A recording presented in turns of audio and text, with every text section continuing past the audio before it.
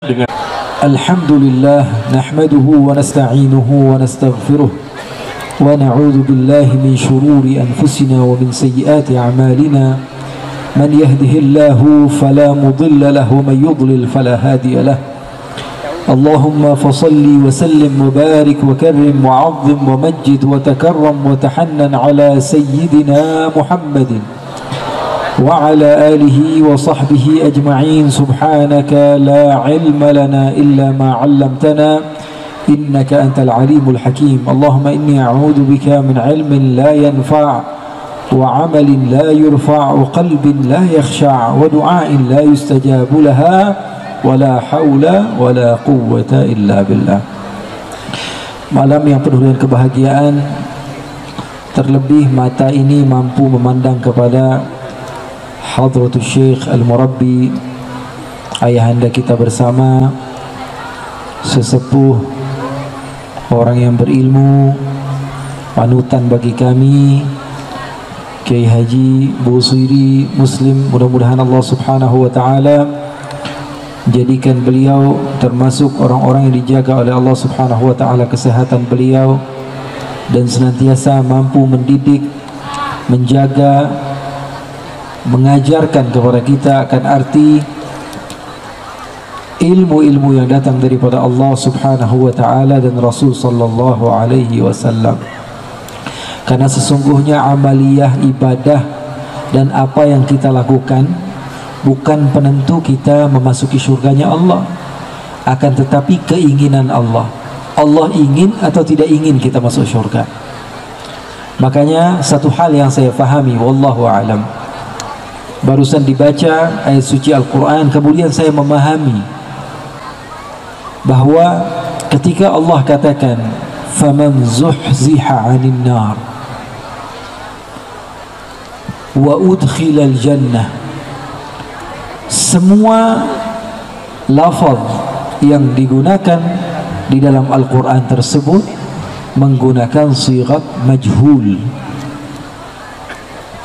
Artinya masuknya seorang hamba ke dalam syurga bukan keinginan dia, tapi udkhilal jannah, dia itu dimasukkan oleh Allah Subhanahu wa Ta'ala ke dalam syurga. Kalau Allah mau, Allah masukkan. Kalau Allah tidak mau, maka tidak bisa masuk. Siapapun kamu, apapun amal kamu, apapun ibadah kamu, ketika Allah tidak inginkan, maka kamu tidak akan pernah memasuki syurganya Allah Subhanahu wa Ta'ala.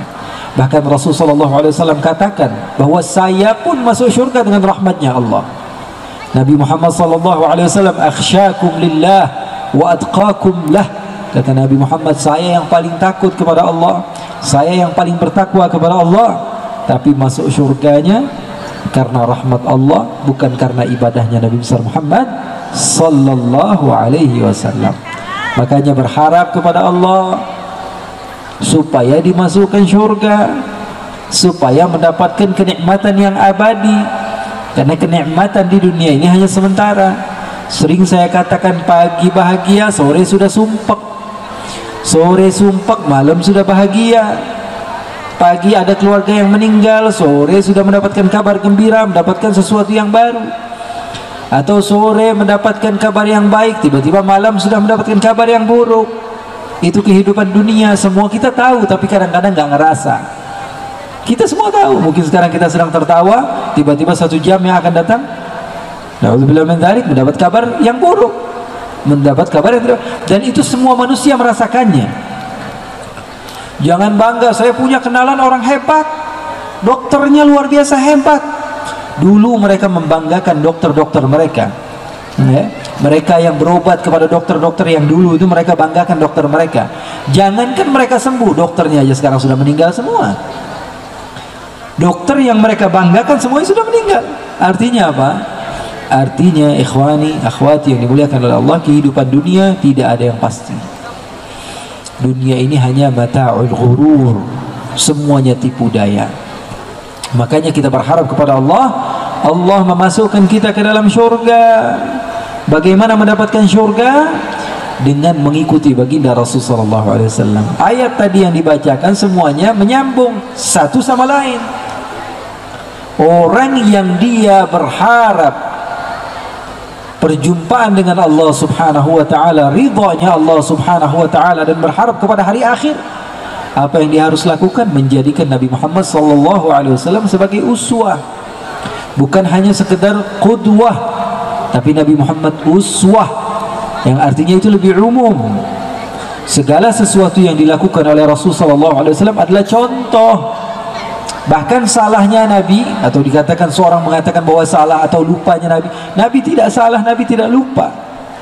Tapi apa yang dilakukan oleh Rasulullah SAW adalah contoh supaya orang yang kayak kita serba kekurangan, ketika melakukan kesalahan bisa ada yang dicontoh, karena Rasulullah SAW uswah. Tidak masuk akal seorang Nabi yang dekat dengan Allah subhanahu wa ta'ala, yang keimanannya tinggi kepada Allah, ketika usianya sudah tua mendapatkan anak, dia bertanya-tanya kepada Allah, ya Allah, apa mungkin saya punya anak? Saya sudah sampai kepada saya usia yang sudah tua, wa imraati aqir, dan istri saya itu mandul, nggak mungkin punya anak. Apa terbayang bagi seseorang Nabi yang imannya itu sudah full bertanya kepada Allah subhanahu wa ta'ala akan hal yang seperti itu? Itu pertanyaan bukan untuk beliau. Tapi kalau kita sedang merasakan rasa yang seperti itu, ada yang bisa dicontoh. Kalau tidak mereka lakukan hal yang seperti itu, terus kita mau contoh kemana? Makanya Rasul adalah uswah. Jadi sekali lagi, jangan pernah katakan, oh berarti Nabi juga nggak yakin sama Allah. Qad balaghani al-kibar wa imraati aqir, saya ini sudah tua, istri saya mandul, bagaimana mungkin saya punya anak? Bukan tidak yakin, tapi mengajarkan kepada kita. Dalilnya mana?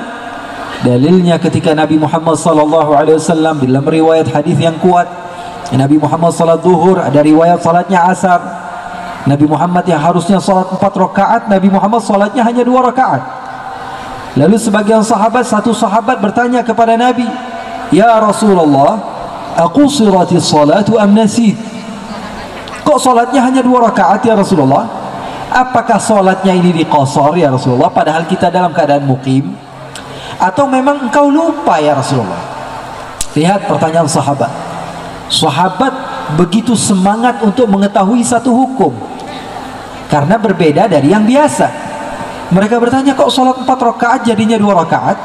Apakah memang ada hukum baru salat bisa diqasar bagi orang yang mukim?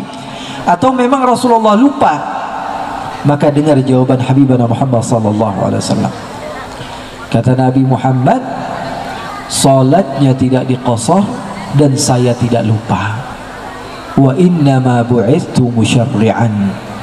Tapi saya ini, kata Rasulullah SAW, salatnya tidak diqasar, salat tetap 4 rakaat dan saya tidak lupa. Hanya saja saya melakukan ini karena saya pembawa syariat. Kalau suatu saat orang yang seperti kita lalai, lupa, gitu kan begitu. Salat bukan mikirin Allah, tapi kemana-mana pikiran kita.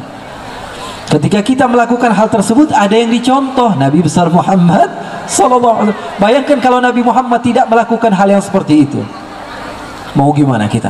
Kira-kira kalau misalnya kita lupa 2 rakaat, kemudian suatu saat kita lupa, apa yang kita lakukan? Nggak ada contoh dari Nabi Muhammad SAW. Makanya harus cerdas.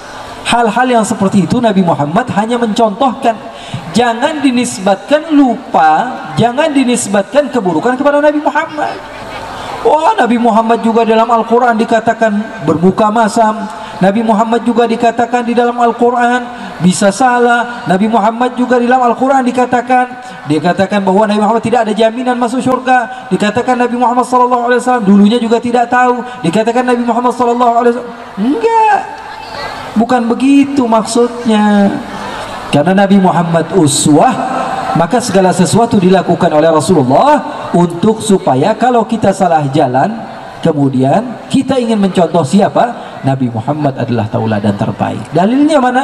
Dalilnya tadi, kata Nabi Muhammad, salatnya tidak diqasar dan saya juga tidak lupa. Sungguhnya saya ini diutus oleh Allah sebagai pembawa syariat sallallahu alaihi wasallam. Makanya kalau ada orang yang bertanya, wa ma arsalnaka illa rahmatan lil alamin, ayat yang dibawakan tadi, rahmat maksudnya apa? Rahmat kan di dalam bahasa Arab artinya apa? Kasih sayang. Berarti harus senyum-senyum terus? Tidak. Tentu kita akan marahi, kita cubit. Itu adalah ainur rahmah. kasih sayang kita kepada anak kita. Begitu juga kasih sayang Nabi besar Muhammad sallallahu alaihi wasallam. Makanya perlu kita contoh Nabi Muhammad sallallahu alaihi wasallam. Mencontoh Nabi Muhammad dengan apa? Dengan mengadakan acara-acara seperti ini. Iya, saya katakan seperti itu. Direkam, semuanya dengar bahwa sungguhnya acara-acara seperti ini adalah acara-acara yang baik, yang bisa membuat kita semakin dekat dengan Allah dan Rasulnya. Karena sesungguhnya kita ini manusia, yang namanya manusia, manusiawi ketika mengatakan, wah saya mah susah mau mencontoh Nabi Muhammad. Nabi Muhammad kan Nabi dan hidupnya 1400 tahun yang lalu. Saya makan nasi, Nabi Muhammad makan roti. Kan beda. Wajar, manusiawi. Tapi ketika kita dihadirkan, ditontonkan haulnya para ulama, orang-orang yang dekat dengan Allah, yang kehidupan mereka tidak jauh dari kehidupan kita. Mereka makan sama seperti apa yang kita makan, bahkan cucunya atau anak cucunya masih ada di sekitar kita, kehidupan mereka masih nyata di sekitar kita. Maka dengan hadirnya kita di tempat ini, insya Allah kita termasuk orang yang bisa ikut kepada Allah dan Rasulnya. Karena peringatan hari kematian seseorang itu ada di dalam Al-Quran. Allah subhanahu wa ta'ala katakan di dalam surat Yasin. Beberapa kali saya katakan, saya sampaikan supaya sebagian orang tahu. Ini sebagian sahabat kita kadang-kadang nggak tahu karena apa? Karena kurang baca surat Yasinnya. Ya, kalau kita kan banyak yasinannya. Innama lil hasr, sesungguhnya engkau wahai Muhammad memberikan peringatan. Memberikan apa? Peringatan. Hari ini kita melaksanakan apa? Peringatan. Haul. Bahkan kita menamakannya peringatan. Allah katakan, innama tundiru man ittaba'a dzikra, sesungguhnya engkau wahai Muhammad memberikan peringatan kepada orang-orang. Nabi Muhammad dan pengikut Nabi Muhammad, penerus perjuangan Nabi Muhammad, kerjanya apa?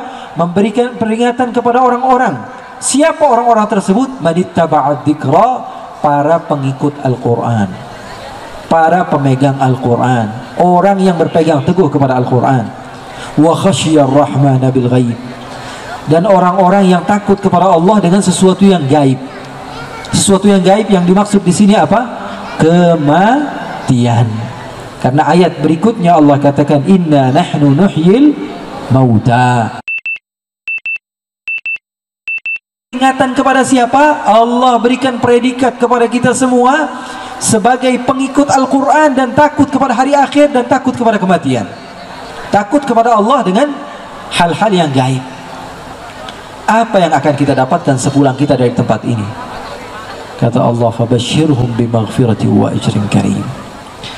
Pulang dari tempat ini orang-orang yang memperingatkan orang lain tentang kematian, kasih tahu kepada mereka, pertama mereka mendapatkan predikat pengikut Al-Quran dan Sunnah Nabi Muhammad. Kedua, mereka adalah orang yang takut kepada Allah dengan sesuatu yang gaib. Ketiga, mereka pulang akan mendapatkan ampunan dari Allah subhanahu wa ta'ala. Amin ya rabbal alamin.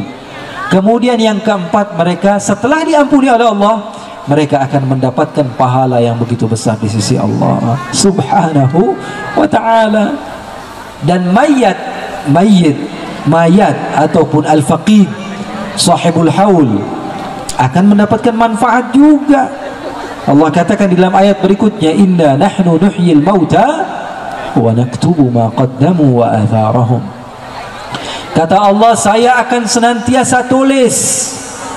Allah gunakan fi'il mudhari' yaktubu, yang berarti kan apa? Yufidul istimrar. Kalau dalam Al-Quran fi'il mudhari' itu artinya terus menerus, tidak akan pernah berhenti-henti. Ketika Allah katakan, bisa saja Allah katakan sallallahu wa malaikatuhu, tapi Allah katakan innallaha wa malaikatahu yusalluna 'alan nabi. Artinya apa? Terus menerus salawat itu ya dilantunkan ataupun diberikan rahmat kepada Nabi Muhammad sallallahu alaihi wasallam. Allah katakan, saya, kata Allah subhanahu wa ta'ala, akan menulis terus menerus bagi si mayat ma qaddamu, apa yang mereka lakukan ketika mereka masih hidup, wa atharahum. Jelas, tidak menggunakan isyarah, tidak menggunakan takwil.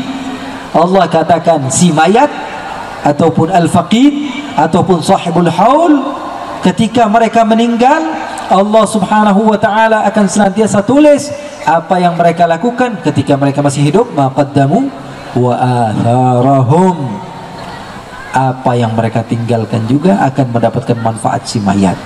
Jadi wah ini gak ada dalilnya Al-Quran, wah baca Al-Quran. Al-Quran ada, Al-Quran pegangan kita, Al-Quran pegangan kita. Jadi ada dalilnya dalam Al-Quran. Allah katakan, saya senantiasa tulis, kata Allah, apa yang dilakukan mayat ketika dia masih hidup, ataupun apa-apa yang mereka lakukan, ataupun apa yang ditinggalkan oleh mereka. Anak-anak mereka memberikan manfaat kepada mereka, kita para pecinta memberikan manfaat kepada mereka, kita dapat manfaat, mereka pun mendapat manfaat. Kita mendapatkan manfaat, 4 predikat tadi, mereka mendapatkan manfaat apa? Wa atharahum, karena yang ditinggalkan menjadi baik. Berkat beliau ada yang dengar Al-Quran, betul atau tidak? Berkat beliau sahibul haul ada yang mendengar maulid Rasulullah SAW. Berkat sahibul haul ada yang memandang wajah para ulama. Berkat sahibul haul adanya silaturahmi. Berkat sahibul haul banyak sekali. Karena orang-orang baik di sisi Allah akan mendapatkan kelebihan. Kalau dibilang keramat, saya mah nggak percaya sama keramat. Ya, ulama orang yang dekat kepada Allah Subhanahu wa ta'ala memiliki keramat, kelebihan. Tapi kalau melihat ada orang yang bisa berdiri di atas air, orang biasa-biasa bilang, wah ini keren nih, hebat. Orang yang ikut kepada jin dia percaya, tapi orang yang Allah berikan kelebihan dia katakan, wah itu bukan keramat. Keramat gak ada di dalam Al-Quran, di dalam sunnah tidak ada keramat-keramat. Bukan tidak ada, kamunya aja yang kurang tahu. Sekarang saya ajak berpikir, sekarang saya tanya, umat Nabi Muhammad umat mulia atau tidak? Mulia atau tidak? Allah yang firmankan di dalam Al-Quran bahwa umat terbaik adalah umat Nabi Muhammad. Sekarang kalau yang mulia sama yang lebih mulia, hebatan mana? Yang lebih mulia. Kalau ada yang mulia, ada yang lebih mulia, mana yang lebih hebat? Yang lebih mulia. Kita sepakat? Sepakat.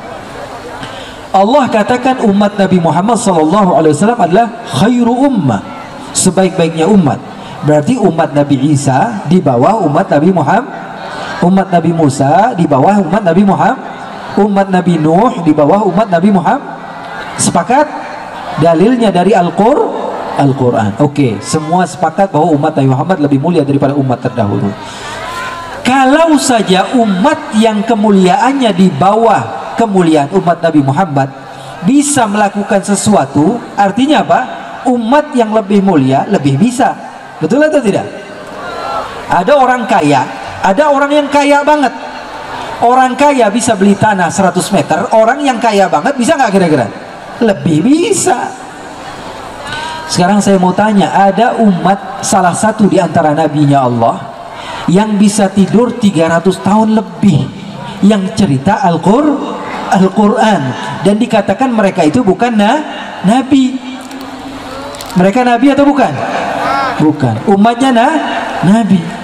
Mereka itu tidak lebih mulia daripada umatnya Nabi Muhammad sallallahu alaihi wasallam. Karena Nabi Muhammad sallallahu alaihi wasallam umatnya lebih baik.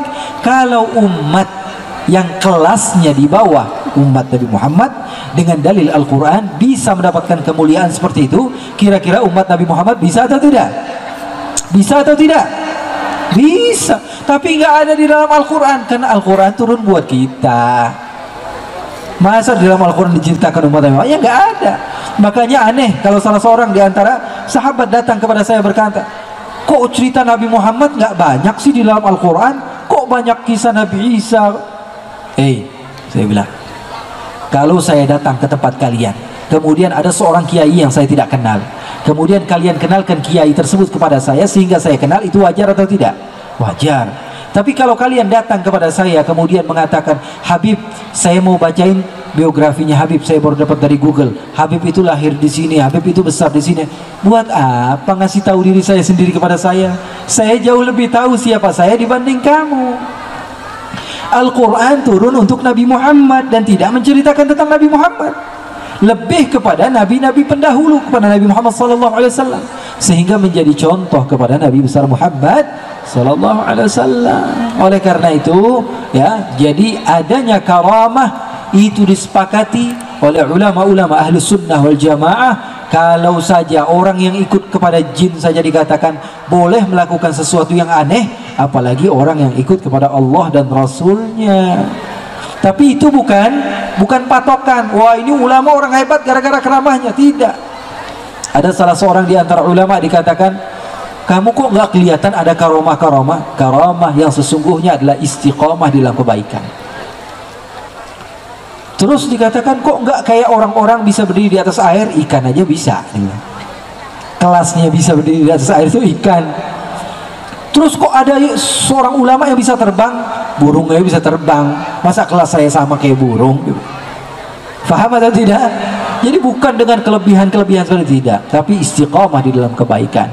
Mudah-mudahan Allah Subhanahu wa taala berikan kepada kita manfaat daripada perkumpulan ini, dan yang paling terpenting, pulang dari majelis ilmu bawa ilmu. Pulang dari majelis ilmu bawa ilmu. Insya Allah kita dapatkan ampunan, kita dapatkan pahala, kita dapatkan kedekatan kepada Allah dan Rasulnya. Tapi yang terpenting adalah pulang dari majelis ilmu, insya Allah membawa ilmu. Dan itu saja mungkin dari saya.